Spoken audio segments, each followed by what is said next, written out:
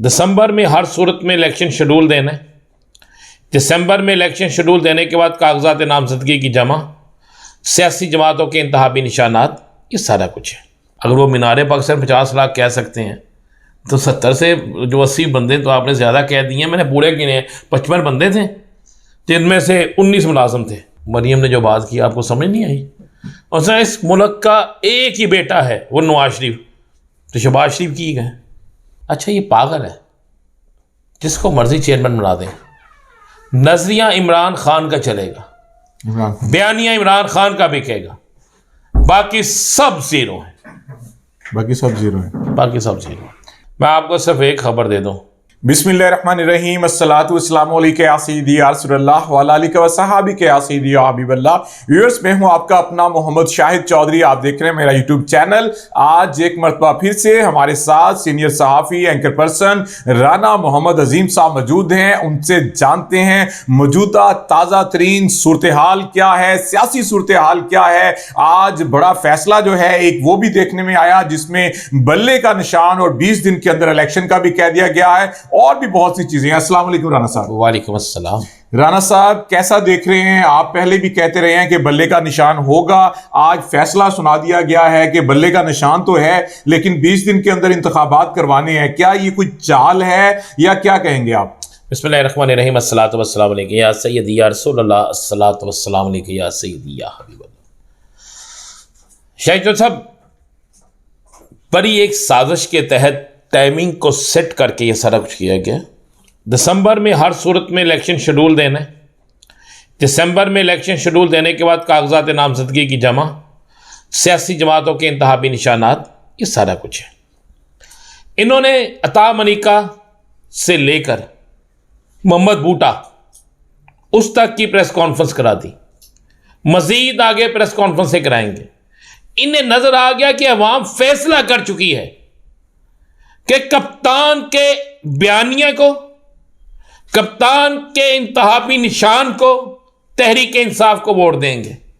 जितना मर्जी शोर डाल लें, जितना मर्जी कर लें। आज आपने देखा नहीं क्या कमाल का, आज जमे गफीर आपने देखा मरी में जी? वो मैं कह रहा हूं कमाल हो गई। पता चला मुझे कि पिंडी से लेकर मरी तक रोड ही ब्लॉक थे, लोग मियाँ साहब की खताब सुनने आए हुए थे।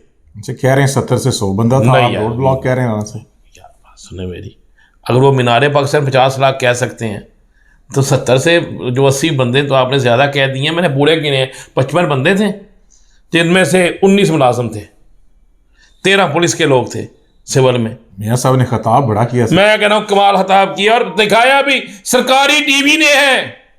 तो मियाँ साहब पता क्या कहते हैं? सदके जवां मियाँ साहब थे। मैं बचपन से मरी आता था। खानदानी नवाब है ना। हाँ साहब, 10 रुपए की रोटी देने की बात की उन्होंने, क्या मैं देता रहा हूँ पहले से कैसे नहीं? 10 रुपए की सब्जियां किलो मिलती थी। कह रहे कौन सी सब्जी 10 रुपए की मिलती है? समझा दो मुझे। कह रहे मेरे दौर में मिलती थी। और इनके दौर में मिलती थी क्या? ये सब्जी फरोश थे और ये वतन फरोश हैं, ये जमीर फरोश हैं। पता नहीं कहां से मुंह उठा के आप ही बात कर देते हो इनकी। नहीं राना साहब, अगर मियाँ साहब के दौर में 10 रुपए की थी तो ये शहबाज शरीफ वाला दौर किसका था? और ये भी छोड़ दो, शहबाज शरीफ का छोड़ दो। मरियम ने जो बात की आपको समझ नहीं आई। और सर इस मुल्क का एक ही बेटा है वो नवाज शरीफ, तो शहबाज शरीफ की गए। बिल्कुल सही। वो गुल्लू बुल्लू कीन है जी। इसे बात छोड़ दें, ये अवाम के साथ एक फ्रॉड हो रहा है। मियाँ साहब को अच्छा लगता है हमेशा, हमारे दोस्त हैं ना अशरफ मजीद साहब जी और इत्शामुल हक साहब, जिस तरह लैंड लॉर्ड तरीके से रहते हैं दोनों जी, ठीक है ना। ये नवाज शरीफ भी सेम उसी तरह रहते हैं। अच्छा। कभी लंदन, कभी मरी या जाती उमरा। ये जाके रहे ना सिब्बी, ये जाके रहे उन इलाकों में जहां गरीब गुर्बत से मर रहे हैं, जहां पे खाने के लिए रोटी नहीं है, पीने के लिए पानी नहीं है। ये तो निकाला मैं, आप ऐसे पता नहीं इनकी लीडर की बात करते हैं। निकल आए मैदान में, कहते हैं मैं हिकमत के लिए आया हूं, मुझे ओहदे की जरूरत नहीं है। फिर क्यों बार बार कहते हैं मुझे किसने निकाला? और जिस शख्स को यही नहीं पता मुझे किसने निकाला वो वज़ीर-ए-आज़म बनने के काबिल है? आज भी उन्होंने यही बात की है। पता नहीं पागल हो गए इन्हें। अच्छा राना साहब, ये बताएं कि कप्तान के हवाले से क्या खबरें हैं? आम इंतखाबात होने जा रहे हैं, आप खुद ही बता रहे हैं कि इतना करीब जाके वो फैसला आना है, अब इलेक्शन हो पाएंगे नहीं हो पाएंगे, ये एक नई बहस शुरू हो गई है। और क्या कप्तान ये इंट्रा पार्टी इलेक्शन भी लड़ सकते हैं कि नहीं? देखिए, इलेक्शन के बारे में मैं बात नहीं कर सकता, क्योंकि चीफ जस्टिस साहब ने सब हुक्म फरमाया अपनी बीवी से बात करें। तो आप मेरे बेटों की तरह हैं, मैं आपसे बात भी नहीं कर सकता। तो बेगम को तो टीवी पे हम ला नहीं सकते।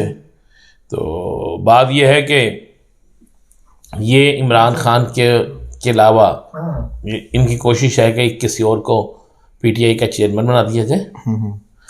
अच्छा, ये पागल है, जिसको मर्जी चेयरमैन बना दें। नजरिया इमरान खान का चलेगा, बयानिया इमरान खान का बिकेगा, बाकी सब जीरो है। बाकी सब जीरो है। बाकी सब जीरो।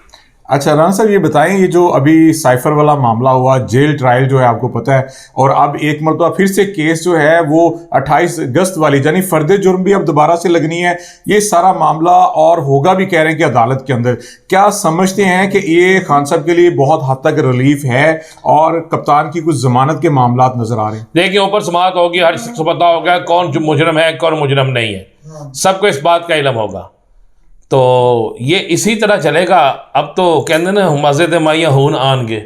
अब जब कप्तान निकलेगा तो अवाम को तो ये गिरफ़्तार कर लेंगे।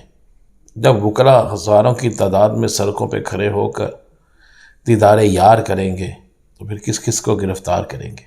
राना साहब, सुना है बड़े नामवर वकला जो हैं, सुलेमान अकरम राजा साहब का नाम आ रहा है, शेर अफजल मरवत साहब को तो कल सीनियर नायब सदर भी बना दिया गया, कि बड़े बड़े वकला जो हैं वो इलेक्शन लड़ने जा रहे हैं और ख्वाजा साद रफ़ीक के मुकाबले में भी कोई नामवर वकील का नाम आ रहा है। क्या समझते हैं कि वाकई वकला की टिकट फाइनल हो गए? मैं आपको सिर्फ एक खबर दे दूँ, सब कुछ बंद लिफाफे में है। लिफाफा उस वक्त खुलेगा जब कागजात नामजद की फाइनल हो जाएंगे। फाइनल हो जाएंगे तो बड़ी खबर है, यानी अभी कुछ नहीं कह सकते कौन किसको क्या मिल रहा है, अभी इंतज़ार करें। तो राना साहब, बिलावल भुट्टो को कैसा देख रहे हैं? कह रहे हैं शेर बिल्ली बन गया आज। ठीक है, नहीं किसी ने कहा ठीक नहीं कहा उसने। हाँ, शेर बिल्ली कैसे बन गया राना साहब? तो वो शेर था कब? वो तो क्लेम करते हैं कि वो शेर है। सब क्या जामा करता हूँ। वो परसों मैंने देखा वो फरूक जोरी को, उसने कहा कि मुझे आज के बाद जज कहा करें।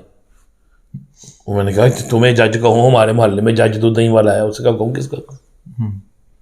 मतलब हमारे एहतशाम साहब हैं, आप उनको भी जानते हैं ना? जी मैं जानता हूँ। ठीक है ना, उनमें और नवाज शरीफ में फ़र्क है कोई? नहीं, दोनों ज़हीन आदमी है सर।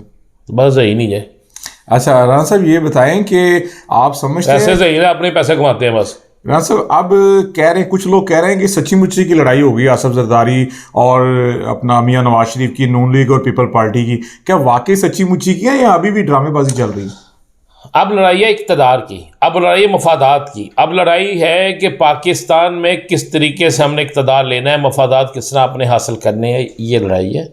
और जब ऐसी लड़ाई होती है फिर उसमें पुरानी दोस्तियाँ सब भूल जाती हैं। राना साहब, अगर कप्तान के हवाले से कोई फैसला ऐसा करना पड़ता है, किसको देख रहे हैं? कप्तान किसको अपना नंबर 2 बना सकते हैं, नहीं बना कप्तान जिसको भी नंबर 2 बनाएंगे, आज मैं आपको खबर दे रहा हूँ, बयानिया कप्तान के चलेगा। नंबर 2, नंबर 3, नंबर 4 छोड़ दें। कप्तान जिसको भी कहेगा जनाब इसको चेयरमैन बना दें, ये कौम कप्तान को चाहती है, फिर भी बयानिया कप्तान का चलेगा। किसी और को चेयरमैन बना के बयानिया उसका नहीं चलेगा, वो भी कप्तान के बयानिए पे चलेगा। बहुत शुक्रिया एक मरतबा फिर से राना मोहम्मद अजीम साहब ने बड़ी खबरें हमें दी हैं। और चेयरमैन तहरीक इंसाफ के हवाले से जो पाकिस्तान तहरीक इंसाफ का भी मौक़िफ़ है कि इंतकामी कार्रवाइयाँ की जा रही हैं, साजिश की जा रही है, जो मर्जी कर लिया जाए। और राना मोहम्मद अजीम साहब ने बताया कि जो नज़रिया है, जो सब कुछ है, वो कप्तान का ही चलेगा। और इसके साथ दीगर जो खबरें हैं वो भी आपके सामने रखी हैं। आज तक के लिए इतना ही, कल इंशाल्लाह नई खबरों के साथ हाजिर होंगे। कल तक के लिए अल्लाह हाफिज़।